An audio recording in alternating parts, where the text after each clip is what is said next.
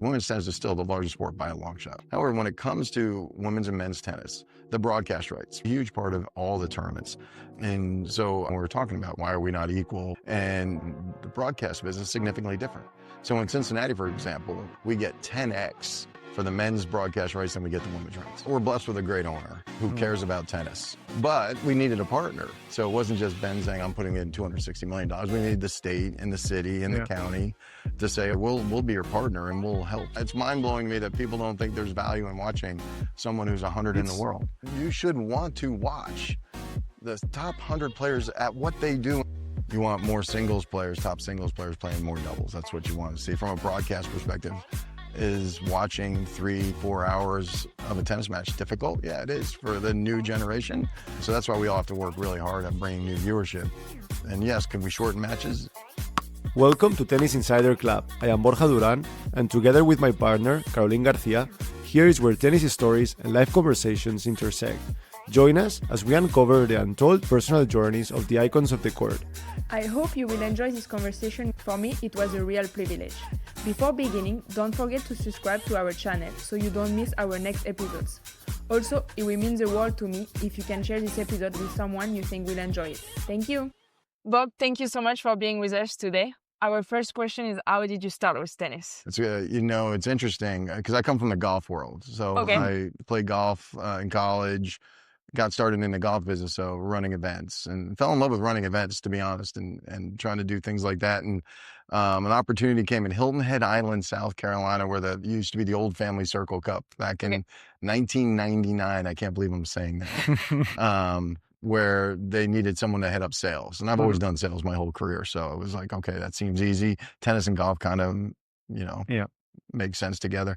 So it was the whole idea of doing that and then moving to Charleston to build a new facility and just start from scratch. So I said, yeah, I'll take a chance and see if I like tennis or not. Never in a million years did I think I'd come back 26 years later as a WTA board member and running a Masters 1000 and WTA 500. So it's been an interesting journey, but sports is important to me and I love all sports, but tennis has been a great space to be in for the last 26 years. Do you play tennis? I do.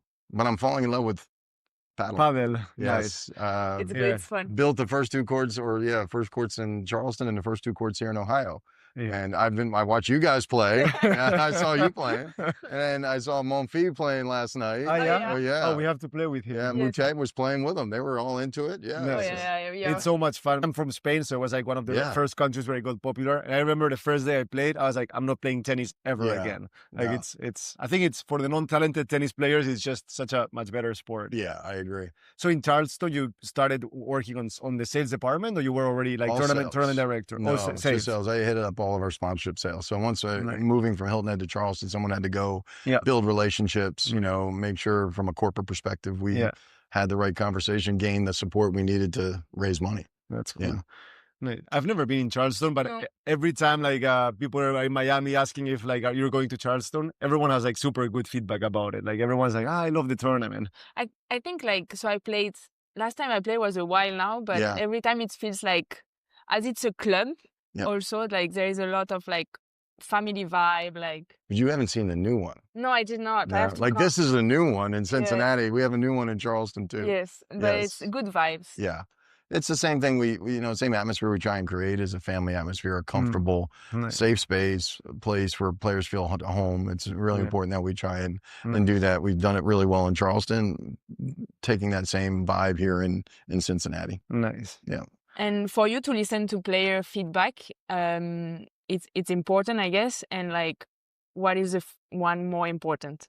Well, yeah. I mean, we talk to players all the time about what's important. And, I think we've done a bad job as a sport talking about what it means when you guys travel, right? So I pick up players at the airport all the time. And when you pick up a player at the airport and there's 6 bags, big bags, and you just realize at that moment in time, you're living your life out of bags and you're going from hotel to hotel. Yeah, everyone thinks it's glamorous because you're going to Paris and you're going to Monte Carlo and you're going to Madrid and Rome and all these great places, but it's tough on you guys.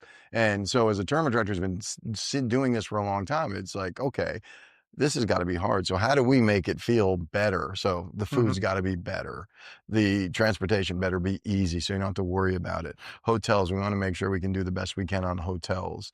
And all of those assets, if we can do that well and the player feels comfortable, I guarantee the player will play better when they're there and have a better experience, interact with our fans better. If we can start with that player experience, that player fan experience becomes better too. So I think that's important. I mean, for sure, as a player, I can rely on that one. And it's true, like, if you feel better in the tournaments, you're excited to go because obviously there is weeks you can be more tired and everything. And if the tournament on top of it, it's going to be like tough, either nothing to do, either the place is bad. So you're not as much motivated and everything. So for sure, it's important when you're excited to go somewhere. Like, I mean, you can see it these days when you're walking on the players' area. You see like everyone like just taking pictures of how cool the venue is. I haven't seen Carol so excited to be in a tournament like in the last 2 years.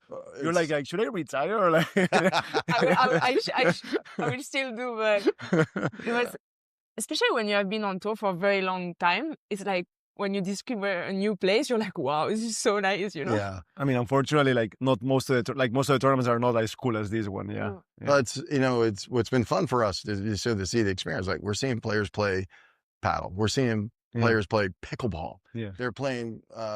It's busy that court. I want to play, but it's always busy. I cannot find it empty. Tennis is going on around us, right? But they're all having fun doing what they're doing. And last night we had we were basically at like late at night. We're like, you guys want to go yet? And the players were like, time to go.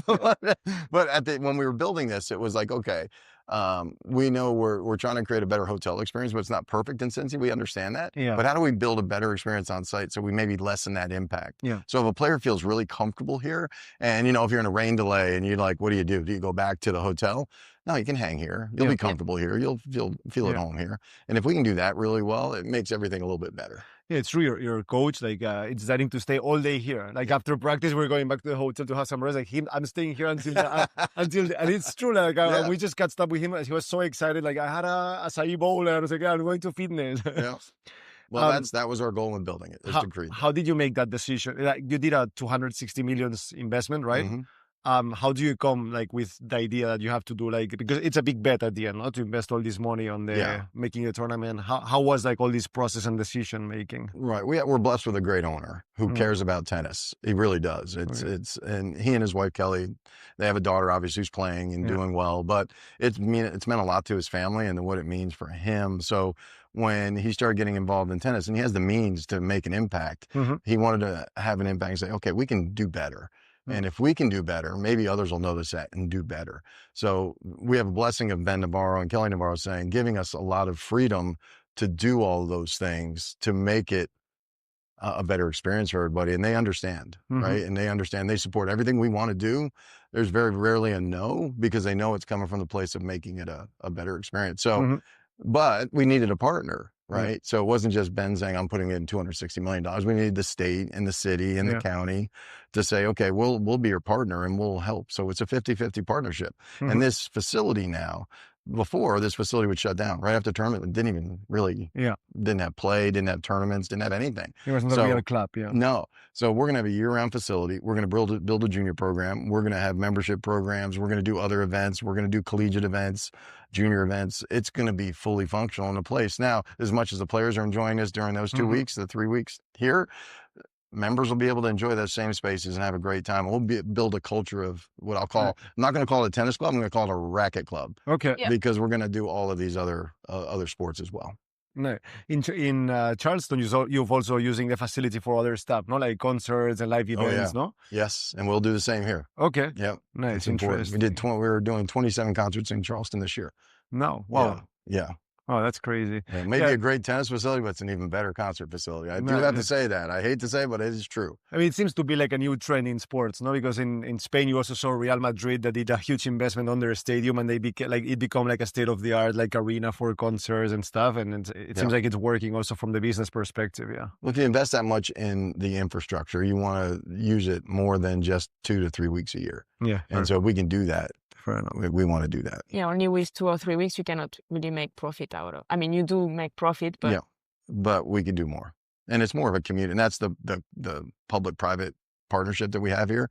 Our commitment is just to run this event, but our commitment also to run this year-round facility for the community here. So that was our play to get the city and the county and the state involved. It's important from a municipal side, the tournament, but it's also important to have the year-round experience. I don't know if I'm mistaken, but at some point last year or 2 years ago, there was like some discussions of maybe moving the tournament out of Cincinnati, right? Was it to Charlotte? Yeah. So it's a great example. So Charlotte came to us. They want tennis in Charlotte, right? Charlotte's North Carolina, not far from Charleston.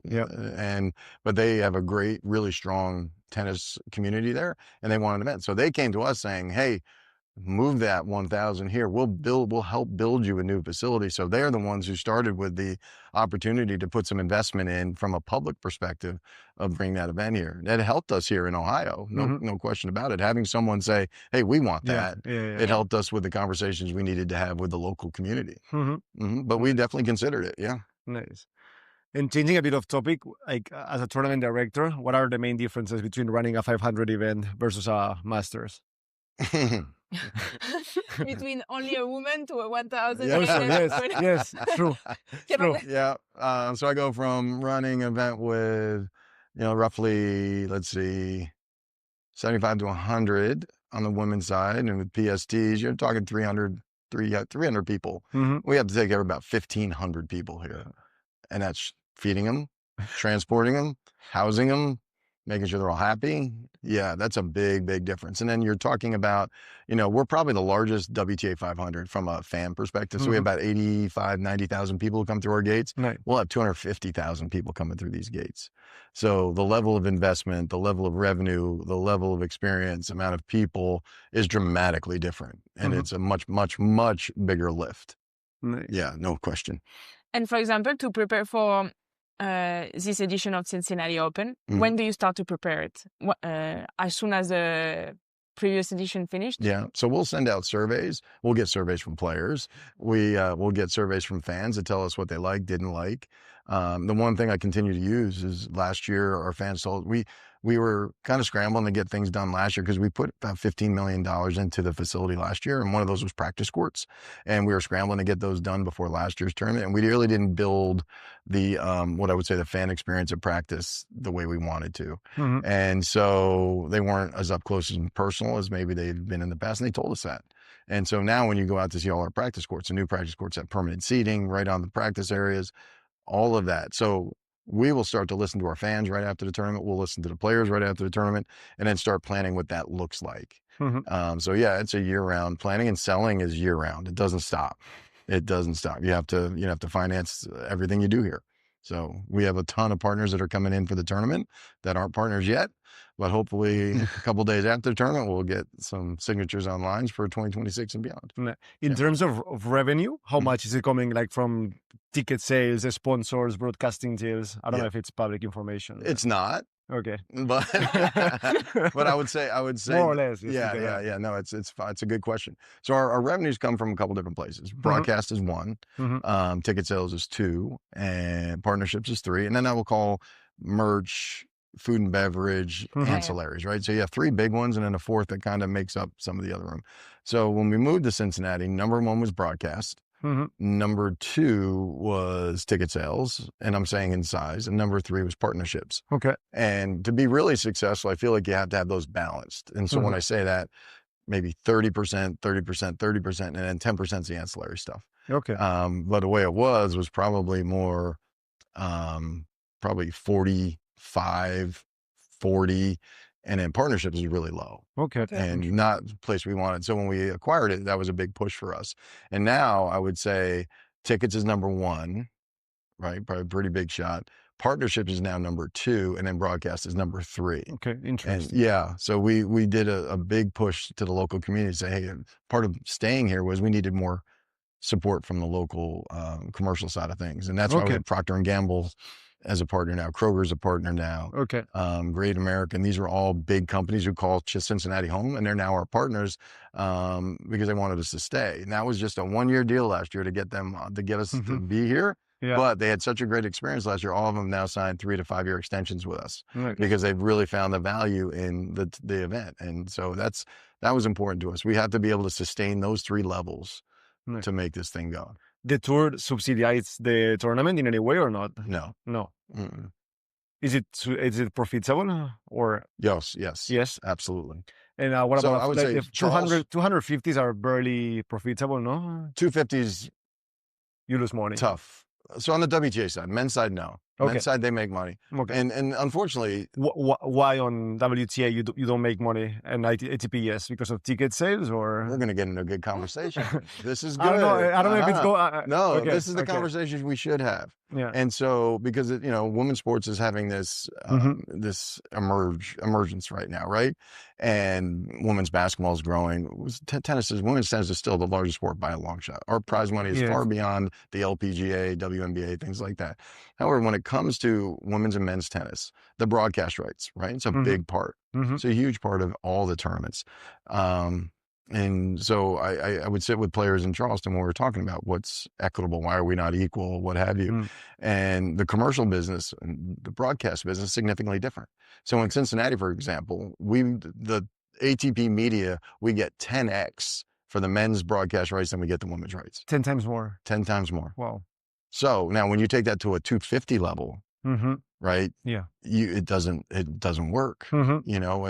If let me see, and I won't use exact numbers, but I'll give you an example. A 250 on the men's side, say their prize money is 250, they're getting probably $500,000 in broadcast rights to maybe 700,000 in broadcast rights. On the WTA side at 250, paying prize money at 250, they're getting maybe 170. So they're not getting prize money covered.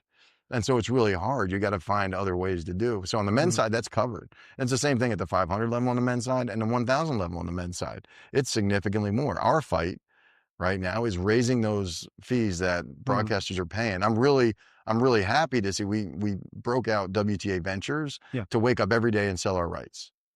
The men did that 20 years ago, 25 years ago. ATP Media wakes up every day to sell our rights. We didn't do that on the WTA side. We're doing it now. So I feel like those numbers are going to start to get better and better. But that has to change in order for prize money to get up there. So the main difference is broadcasting rights, not ticket sales or partnerships? All of it. Because all of it. Ticket sales is also way lower? Okay. Yep. Okay, interesting. But we can do better. Yeah. Right? And Charleston's a great example, right? But Charleston is a profitable event. So it's a profitable event, and we announced at this year's tournament equal prize money as a men's 500. And the reason we're doing it because we brought our partners along with us. So Credit One Bank, who's our title sponsor, has had such great success with us. We run a great event. It's fantastic. They said we want to carry that weight with you. So they're raising the fees that they pay us as a title sponsor to help make that equal pay for prize money. Right. So that's important. We're in Cincinnati. We're committed to that in 2027, but we have to be able to sell and we got to drive those broadcast rights on the women's side to help equal that playing field. But every day we're fighting for it. And I'm really proud of what WTA Ventures is because it's doing really, really well. Nice. Yeah. All the 500s are profitable or no? Or you're the exception? Women's side? Yeah. I would say, I think in majority are. I think, I think there's a difference when you have 500s and 250s that are operated by federations. Yeah. There's a lot of funding and subsidizing that goes on there. So it's not a true commercial model because if they operate it and they're saying that, anything that, maybe there's a shortfall that's being covered by the federation, that's just a different way of looking at it. Federations are responsible for growing the game. And I think professional tennis and providing the opportunities for their players is a responsibility. Yeah. So, that's just a different, I would say, formula to what a 500 could be. Okay. Yeah, in France, I think the French Federation puts quite a lot of money in every tournament there is in the French market. Okay. So obviously it's always a big help to... Yeah, absolutely. And how about like the future of the tour? Because now you get all these players. Well, first of all, like I would like to know your thoughts on the 2 weeks 1,000 tournaments. What do you think about them? Well, I think there's a couple of things that go into this process. This was largely driven by the players, by the way. Oh, yeah? 2 weeks. More prize money. Yes. Right? We want more prize money. But because if you stay 2 weeks in a tournament, you also have more cost as a player. Yeah. The prize money has increased in the same, like proportionally as the cost for a player, or no? I say it out of ignorance. I don't know. I've been in. My ignorance is I don't know what the cost of the players. I think we have a responsibility to make this work. Yeah. All right. So for a tournament side, the additional days are definitely profitable, but our prize money is going up to like offset that. I would say for us, what we're seeing is that it's probably a zero-sum game. All right. We're longer. Yeah. So we have those benefits of more ticket sales, more food and beverage, more merch and all that goes along with it. But our costs, we have to, more hotel rooms, more food and beverage, more security, more police, all of those things. And we're finding that to be about a wash. Now, the whole purpose of this, do I believe we need to bring men and women together in a bigger stage more often? Yes, I do. But we have to find answers for those players who say lose week 1. What's that answer? Now, on the men's and women's side, we're finding those events in week 2 as 125s or 175s and having a place for them to go. That's the only way. Because if you're an American in Madrid and Rome and you lose, where do you go? Yeah. And if you're European and you're here in Canada and Cincinnati and Indian Wells and Miami, where do you go? Yeah. And so we as tours have to understand that. That's why it's so important. The point that the tours are owned half by the players and half by the tournaments needs to be said louder and more often. Yeah. Because we have to listen to each other. We have to work with each other to find these solutions. So I hear a lot about the 2-week events, and the listening on my side has to be, hey, it's not truly a day off, right? That was the whole point of more prize money, give players more rest. And what I'm hearing from the players, it's not more rest. No, you still have to go to the gym. You still got to go to court. You still got to go on site. So is it truly a day off? Not really. Yeah. That's what I'm hearing. So I want to understand that better. But when we talked about it and when we put this through the councils and the boards, and it was driven by players. We went along because we feel like there's a good play here as far as what this could mean. It's, we're hearing the negative on it. So we need to listen and figure out how to make it work. And from a fan perspective, do you think it's better the 2 weeks event compared to the 1 week event? I think from a fan perspective, yes. Okay. And here's why. I mean, I have qualies starting tomorrow. We'll have 10 to 11,000 fans on site tomorrow. Yeah. Right. We'll have qualies the next day and we'll have 10 to 11,000 fans. It gives them an opportunity. It's a different entry point. Right. And we're not struggling selling these 2 weeks. We're not. We're just simply not. Our job is to make it a great event to come to and invest in the property, invest in what we're doing. And if week 1 people is an opportunity for people who've probably never come before and they're coming to see tennis for the first time. And I said it earlier in an interview, someone said, wow, why would someone want to come see? I'm like, why would someone want to come see the 75th best player in the world? Yeah. You tell me and I said it to a reporter, I said, if you're the 75th best reporter in the world, you are good. And I should listen to you. Yeah. That's what I said. And I said, but you should want to watch the top 100 players at what they do in the world is an amazing feat. If you're at 100, it's just it's mind blowing to me that people don't think there's value in watching someone who's 100 in the world. It's true. Like me, right? I heard it also from some friends that sometimes they came to see Caro, it's like, yeah, but I don't want to be like on site to watch the 75. Like, it's actually a pretty cool experience because most of the time it's like smaller courts. You really get to be like 2 meters away from the player rather than a center court where at the end you see it almost better in TV. Yeah. But it's true, like people don't realize it, as you say, that it's still like a crazy good match. Like it is. Probably it's same level as the top seed number 8 against the top 30 player. Yeah. And you don't know like who you are gonna in quality, maybe you're going to see play the next slam champion in 10 years or next number 1 in the world, I'll give you plenty of examples of that. Oh, yeah. Yeah, plenty of examples. I mean, of players who were in qualies in Charleston or here in Cincinnati who went on. You think that tours maybe... That's a jelly cap. No, that's mine. It's my stress ball. Give it back to me. Mine. Yeah. But maybe there needs to be like a better work. I don't know if it's from players or the tours, not to market better those players, no? Because at the end, it's true that maybe if you don't know who he is, it's fun to watch for 10 minutes, but you don't want to pay for a ticket, no? And maybe I agree. The marketing of the sport has to be more about the experience than anything else. Yeah. You can't get locked in on just the top 10 players. You can't. You have to market the sport as a whole. And I think that's a responsibility of both tours and the tournaments that are going about. If you're going to put all your eggs in the basket of 5 players, you're going to lose. Yeah. You're going to lose. There's no way you can do it. But I would say both as tours and I'm saying tours. When I say tours, again, I just reiterate, they're owned by the players and the tournaments together. We have to work together to figure the 2 weeks out. Yeah. All right. If there's a problem, let's work on a solution. And I think there's plenty of solutions. I sat on a call this morning. We're talking about having academies in different places where if a player is not, loses week one, where do they go? Is there a place to go? And the tour should be thinking about that. And again, us collectively working towards that. Yeah, I think that's what you were saying earlier. Like if you're American and during Madrid and Rome, it's like you cannot go back home if you lost early. And also it can be a stress sometimes to like, hey, you are a professional tennis player, so you have to train if you're not playing a match. So like you have to find the best condition to do it. And sometimes when you're like far from home and you don't know so many places, it's hard.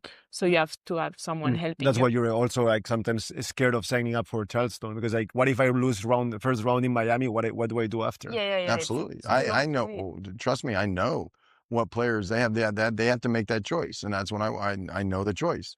They lose early in Miami. Do I stick around?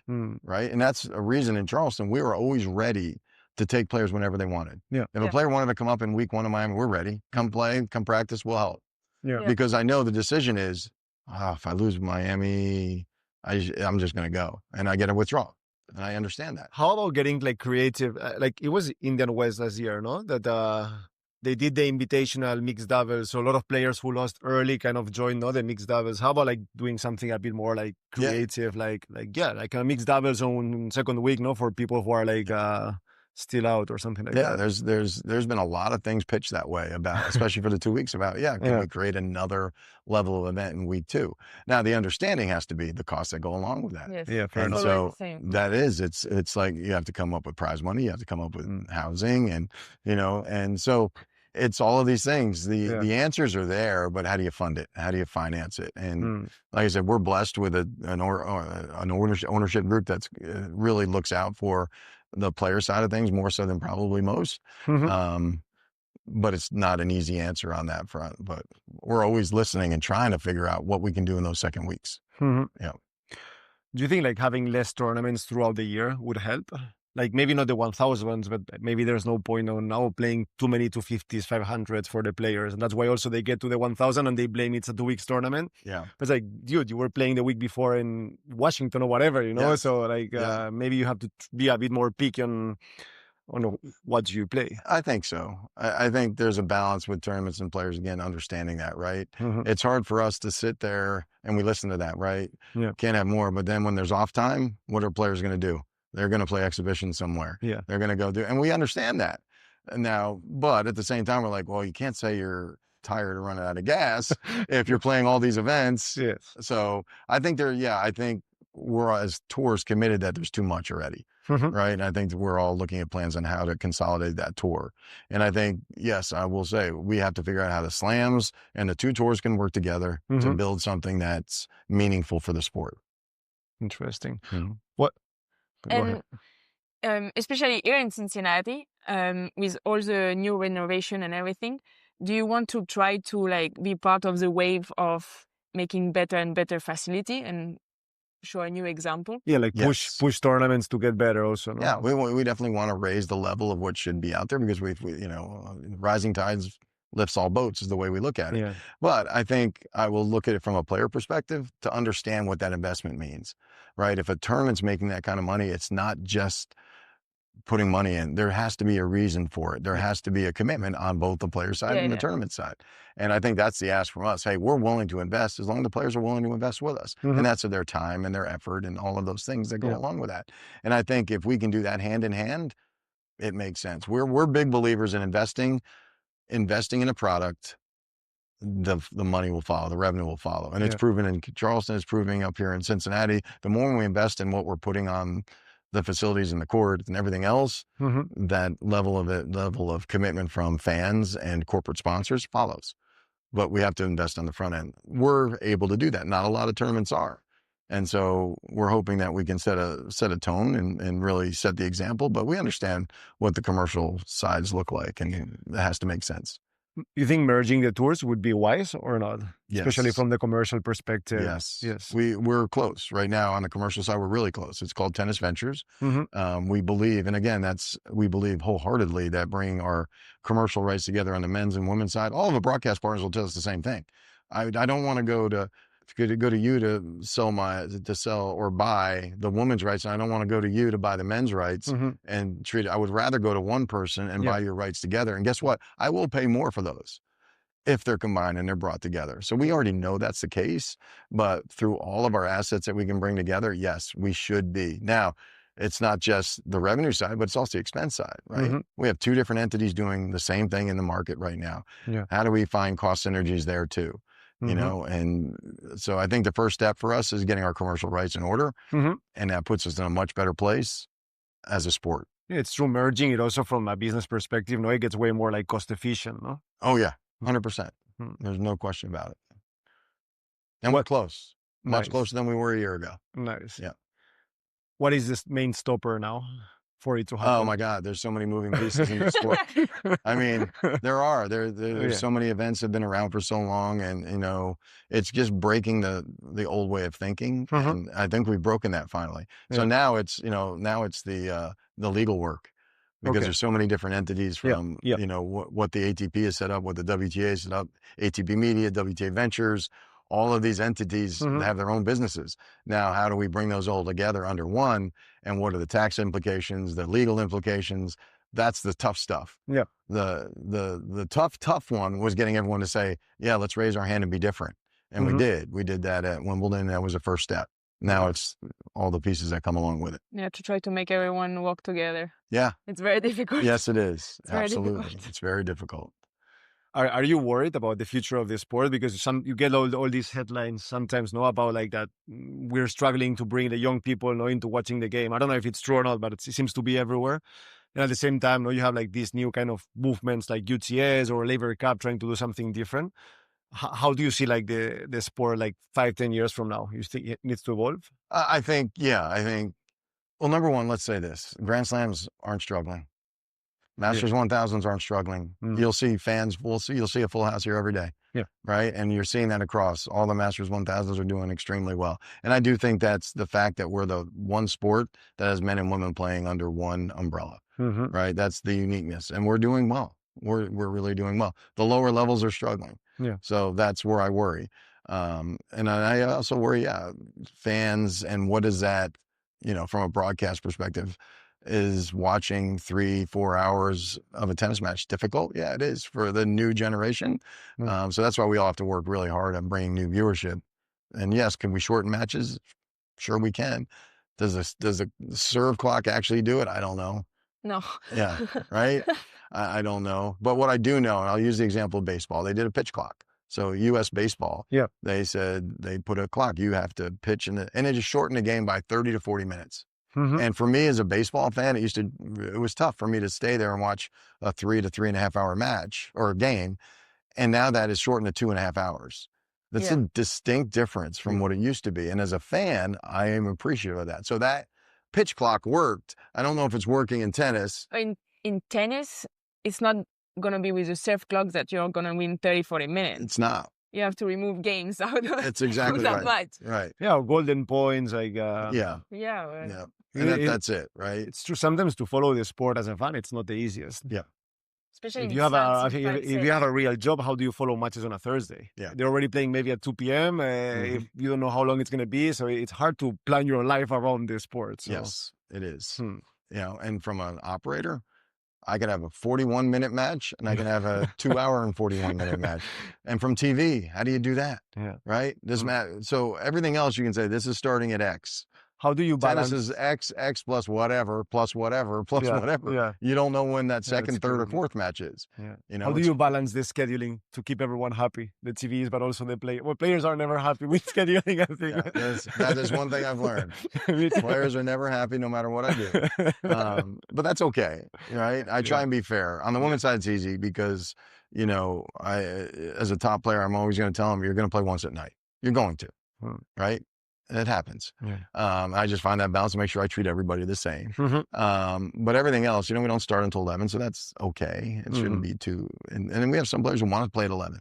We have some players who want to play at night, but we can't be perfect for everyone. Yeah. Now, when you throw men and women together and who gets what chord and all that, wow. So when you say what's the difference between running a 500 WTA 500 and a Masters 1000, scheduling is the biggest difference. You can win. Yeah, because I have media buying on the men's side. So all these countries from across the globe were buying that. I have women's side. All these countries are buying that.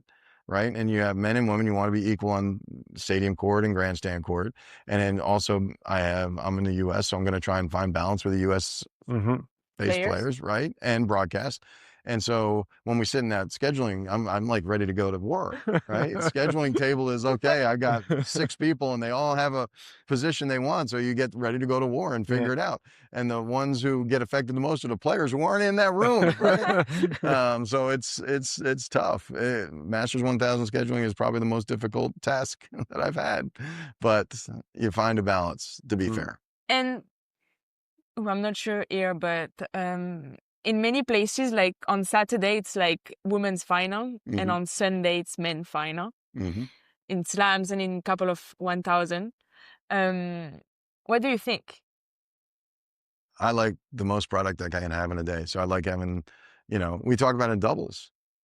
Like I have doubles players who would say, can we just have a final on Friday, Saturday, so I can play the next week? Yeah. I'm like, no, I want my doubles and my singles to be on this. I like having that equitable piece. I want men's final and women's final on the same day. It's important to us. It's important from a product perspective. It's important from a tournament perspective. Yeah. What do you think about doubles? There's a lot of talk now about if. Yeah, it's interesting. There is a lot of talk about it. Right? What are your thoughts about it? The men are we had I'm on a calendar working group for the WTA Tour board, and we had that discussion today because the men for the last 2 years have been working on having the doubles players come in later. Yeah. Right. And it seems to be actually working. And so the proposition, because Rome was asking something similar about having women start later. And I have to say, I like the idea just from what I see here, right? When I have this many players in dining and this many players in the gym, if we can help in a 2-week event, I would say, just offset that a little bit, and players come in later, it balances things out. So from a tournament, and I'm talking from a tournament operations standpoint, it's difficult. Now, where's the problem? The problem is, what do those doubles players do week 1? Yeah. Where are they going? What are they doing? Where are they training? So now it's the reverse, right? Do we do that same thought process of an academy or something, a place where they can go train before they come? And I think that's something we're talking about. I think doubles is different in different parts of the world. In the US, doubles is really popular, right? I have no problem. I will never forget your face when you came out in our doubles final and we had like a full house in Charleston and you had this big smile on your face. Yeah, and it was like, I think it was like 10 or 11 a.m. and it was like 12 degrees Celsius. It was like freezing cold. And we had a ton of people there to watch. And you had this big smile on your face. And I asked you after, when you guys won, I said, why were you smiling? So he goes, because we don't play for a crowd like this very often. In doubles, I mean, depends where, but sometimes it's very difficult to have a crowd. Even in slam, a bit less true, but sometimes it's true you have like nobody watching. Or like when I do understand that sometimes tournaments do it, but when you're like last match on the doubles and everyone leave after the single and you're like, it's like 11 p.m. you're playing in front of nobody and you're like, what am I doing here? Yeah. No, and the other thing, so from a tournament operations standpoint, right? Yeah. Where because here's the double-edged sword. You want more singles players, top singles players playing more doubles. That's what you want to see. That's what you hear, right? But when you have a Jess Pegula, for example, or Coco Gauff, it happened quite a bit. They're playing really good doubles, doing well playing, but when they play and they make it to a final in both, that's tough because usually the doubles final is first. Yeah. And if I have a singles player playing in my doubles final and then they have to come back, they can't come back right away. I have to wait an hour and a half. So now, from a broadcast perspective, I've got to wait an hour and a half. From a fan perspective, what am I going to do for an hour and a half? Now, yes, I may make more money on food and beverage, but it's a difficult process. So doubles is complicated, right? We want more singles players playing. However, it does cause problems with scheduling all the time. Because you have to find suitable rest. You have to find all these solutions. So it's difficult. It's not an easy answer on what do I think of doubles, because in the US, all the fans play doubles. They love to watch doubles. Yeah. Other parts of the country or the world, I know that's not true. So another part of the problem with tennis is we're a global sport. Yeah. Right? We're not in the US, we're not in Europe, we're everywhere. And so people perceive things in different ways, or they like to watch things in different ways.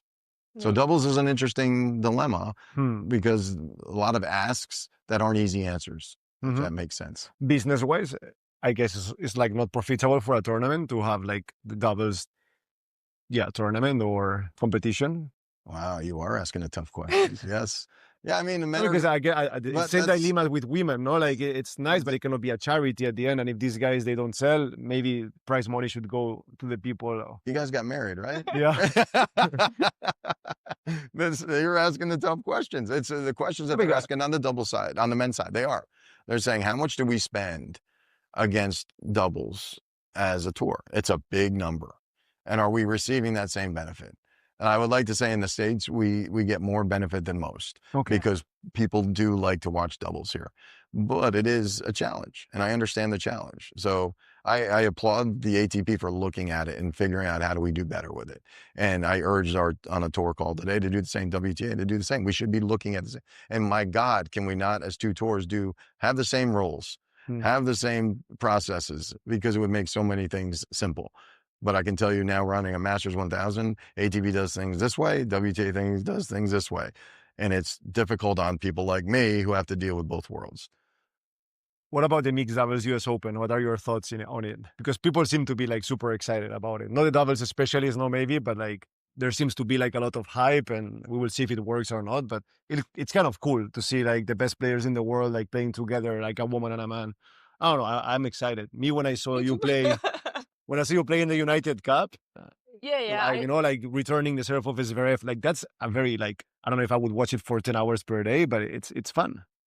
Yeah, it brings something different to tennis. And I mean, obviously, the mixed doubles in slams, it's a very complicated place that they have. Yes. Yeah, but that's why very complicated place. But there's a big innovation happening. No, this is different. Yeah, this is this is different. Let's be honest. This is not like a true mixed doubles slam. It's like an exhibition more than anything. Yeah, there's discussion on that side, and I'll be very middle of the road and say it is what it is. I would say let me put my WTA hat on, which is we own Monterey, which is a 500 the same week that they're running this. It's difficult because now Monterey, all these players are playing that week and not playing in Monterey. Cleveland is a 250 running that same week. Winston-Salem on the men's side. So that's a struggle. From an idea perspective, I love it. Yeah. I think anything that we can do to bring top players in the world playing with each other, men and women playing with each other, I love it. I think it's exciting. It is. The top seeds. I think it's just, it's difficult, right? Everyone's fighting for time in a very short season. Yeah. So that's where the push and the pulls come, right? I love the idea. I applaud the USGA for doing it. I think the timing's really difficult by just gobbling up another week. That's hard because there's other events that are trying to run that week. So I get it. But I think they're smart in what they're doing, and I think they'll find great success with it. What is nice is that tennis is one of the rare sports that men and women can compete on the same court with the same balls, same court distance. So nothing's different. Yeah. Ball's the same. It's a good example for sports. Yes. And that, it's a good game. It's like there is good competition. Yeah, it's fun to watch. It's not like charity. But it's true. There is always a lot to consider, and being the week of qualies, it affects the tournament in front. It's tough. But I love, if I were to just cut all that out and take my WTA hat on, my Monterey hat off, I love what it is. Okay. I think I would, if I had the opportunity to do it, I would do it. Do you plan to do something here or not? We don't have enough time. Second week. I would have to gobble up Canada's week. yeah, fair enough. No, but maybe the second week, for the people who are out to offer hey, if you want to sign up and get some mixed doubles matches. And problem is you don't know who's going to be. Yeah. Right? With what they're doing. Right? They know who's going to play. True. They know who's going to play. True. Because they have that time. I don't know who's going to be in the second week. I have no idea. Yeah, so you cannot bring sponsors or tickets. It's impossible to sell ticket sponsors, anything else when you don't know what the product is. Yeah, fair enough. You can gamble a little bit with it, but that's tough sometimes. Yeah. Here, this year, the final is Monday. Is it good for you or is it bad? I don't love it. No, but that's what the tours wanted. I don't have a say. And because I remember when we played the WTA final in US, we played the final also on a Monday. I remember. I was there. Oh, you were there? I was there. Yes. And it was apparently I heard it was a big day of sports on Monday. It was Monday Night Football. Oh, yeah. Yep. What does that mean? Monday Night Football is the dominant player in American sport. Okay. Like that's who everyone tunes into. Yes. Listen, we had a tough time with COVID and everything else. I had to play it in Fort Worth, which is the middle of football country. Okay. Got it. Yes. That was a very difficult place to put the finals because of where it was. Saturday during our quarterfinals is one of the biggest days in football, in college football. In Texas is the biggest college football state, period. So those are all challenges. And yes. So would I prefer being a Sunday final here in Cincinnati? 100%. I mean, for Europe, it's a disaster, no? Like, nobody in Europe can watch the final on Monday at 3 a.m. or whatever. It's impossible. Yep. Can you walk through a day of tournament director? Oh my God. It starts what? 5 a.m.? No, I mean, I think it's what was 6, somewhere in there. I'm going to walk the site, just check in checking what's going on. We had a bunch, all new courts were painted. I had one nightmare court that I've been dealing with the whole time that we have now fixed, but it's kept me up at night. But I walk the site every morning, just look at different things. Are there things that we don't want the fans to see? We don't want players to see, picking up things, and to start building a list of what we want to do. That morphs into probably an 8:30 with team leadership. To kind of go through what's coming on the site that day, what's going on that day, who's coming on site. That's today. Tomorrow will morph into a bigger team meeting. 7:30 for those in this room, a 7:30 meeting where we'll have breakfast and then everyone talks and shares. And so the first day is talking about what's going on that day and everything we have. Now, my day will be about meetings and a lot more meetings. Scheduling will be a big part of that. The draw will be a big part of that. What sponsors are on site, what partners are on site. And it's funny. I probably average about 14 miles in walking a day. That's crazy. Ooh. Yeah. I'm different though. I am a different tournament director. I like to feel things. I like to see things.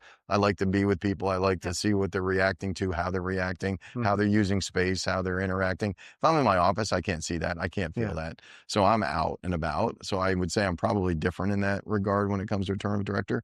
That'll go through majority of the day. It'd be nonstop meetings with the tours, nonstop meeting with partners, trying to find some people who are on the site and just what's going on in their world, how they enjoying it this year, even more, that they like the new grounds and space. And then we'll get into evening scheduling for the next day. So that's probably 3, 4 o'clock. We're trying to get, and our commitment is getting that schedule out early for players so they understand. Yeah. And I'm committed to that. Let's get it out. We don't need to play around with it, but scheduling will take a big part of that at the end of the day. And then we go into night matches. And again, that's a whole group of people coming through our gates, making sure that transition from day to night is a clean one. And then what's that look like? Who's on the grounds, meetings, and then the night will end when it ends. But I do usually try and connect with everybody before the night to talk about the next day. And then we start all over again. So it's usually like a 6 o'clock to 11 o'clock. In a perfect world. That's intense. It's in a perfect world, right? Now there could be later, and there might be something that comes earlier, but usually it's later if we have weather or anything like that, it'll push the night away. But you want to make sure you're touching base with F&B, your merchandise, ball kids, officials. There's so many different entities that you want to touch. And there's so many different places on this site that you want to make sure you're checking in on. We have probably 12 different hospitality options. Right? I want to stop in here every day to just check on people, how they're doing. I want to South Building, check on them, how they're doing. So most of it's really just touching and feeling what's going on site. Nice. And at the same time, dealing with the politics of scheduling. Schedule never comes out early enough. It never does. I couldn't agree more. That's so true. So my commitment is to get it out early. I know. Yeah. I know everyone is trying, but it's true sometimes with singles, doubles, whether it's a tough one. We go back to the doubles question. Yeah. It's almost always a doubles issue. Yeah. I mean, what player can play when and where because of their matches in singles. Yeah. It's challenging. Yeah. Complicated. The doubles one. Yeah, it is a problem. So no times for paddle then during the tournament. That's right. Cool. I don't know if you have any other questions. I think you did really well with the tough ones too. Yeah. I appreciate that. He likes the tough questions. I do, because I think we need to talk about them. Yeah. We do need to talk about it. It's the only way we get better. Really is. Yeah. Yeah. I really like the doubles conversation. Yeah. Because it feels like, because it's a history of the sport. It's like, but I mean, it seems to be like a problem for like all the like singles players for like, I don't know. And also women's and men's, like, I mean, it's not because I'm a woman player that I'm like, oh, we have to always win more money. It's like you have to also understand the business behind it. It's like. Well, I think you see it now in the doubles, in the NBA women's, no, that like they're like complaining about getting more money, but like I think they're losing like so much money for the moment so it's like like. It's the same. It's a business. It's the same business here with the tour. Yeah. We have to be committed to getting better every day. If we commit to being better every day with our broadcast rights, our partnership rights, and our ticket sales in the women's tour, we'll get better. Mm-hmm. I mean, there's so much upside for women's sports right now, a ton. Yeah. Right. And you have to say, well, what was the cause? Well, men dominated that world. And sometimes it's not just about men. People wanted to watch men. Women never had the opportunity. All right. So how do we make up for that? And that's what we're really trying to do right now. And we have that opportunity now to grow the women's side. So much more growth potential on the women's side when you look at opportunity. And if we can keep that going, we'll get better. We will definitely get better. But it doesn't need to be equal, no? Like maybe even we're hurts. all about being equal if the business makes it equal. And I think we can get there. I truly believe we can get there. We have a pathway here that we're following. Charleston, we were able to get there earlier because we had a partner do so. Nice. It makes all the difference in the world. Yeah. And for example, when you work on this tournament in Cincinnati Open, you have like objective and view for how many years? How long? Okay, let me try to ask again if my mind makes sense. When you have like, when you do the investment and everything on your like numbers, you have a view on it for how long? Like you think 10 years or 5 years? We don't. Not. No. I have an owner who doesn't look at it that way. Okay. Again, I think we go back to, he doesn't like 5-year planning, 10-year planning, 50. He likes, how do we do it better every day? And if we do that, the others take care of themselves. And that may sound different, but we have the opportunity to do that. And he was very clear. He didn't buy this for an economic reason. Okay. He bought this because he wants to be a steward of the sport. And he feels he didn't want to see another event leave the U.S., by the way. That was really important. We've lost a lot of events through the years. So he wanted to be a great steward of tennis in the U.S. And, we look at investment as long-term, yes, but we're not looking at a 5-year plan, 10-year plan, 50. We're not. We're looking at what we're doing now and what we're going to do next year and how do we get better at doing that. Everything else should follow that. Would it be a better business to do it like in a bigger city, like, I don't know, Boston or Chicago, or it doesn't affect the... Well, when we were going through the process of acquisition, there were probably five original bidders that were involved. All the other 4 wanted to take it somewhere else, Chicago, LA. Yeah. But we were... And what do you think? You think it's better I mean, I don't know if Cincinnati is small, but... It's not small. It's just different. It's a close-knit community. It's not, population, not a Chicago or a Boston or something like that. But in Cincinnati, we can be big.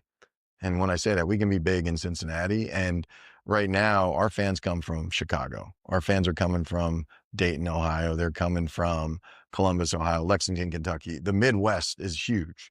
So most of the people coming to the event are from nearby. Yeah. And when you look at it, right, you have U.S. Open, you have Miami, right? You have Charleston, you have Winston-Salem, you have Washington, D.C., on the East Coast. You have Indian Wells on the West Coast. What do you have in the middle of the country? Okay. Right? A lot of this country, I think it's like, I don't know, I want to say 60% or more can drive here. Oh, yeah? Yeah. Oh. So it makes sense. Yeah, it's a good location. Yes. Okay. There's metroplexes all around us where people are coming here. So there's a lot that makes sense here. And the corporate community is strong here. We just had to do it the right way, which I feel like we're finding that now. Nice. Yeah. So you have your answer. Yeah. Awesome. Yeah. Well, okay. Thank you so good. much. Yes. Bob. Thanks, Bob. Awesome. Yeah, we hope we Thank didn't you. bore you too much. No, I love Thank you so much. Again, more conversations like this are what makes us better. So thank you guys. Keep doing it. Don't forget to subscribe to our channel so you don't miss our next episodes. And it will mean the world to me if you can share this episode with someone you think will enjoy it. Thank you and see you soon.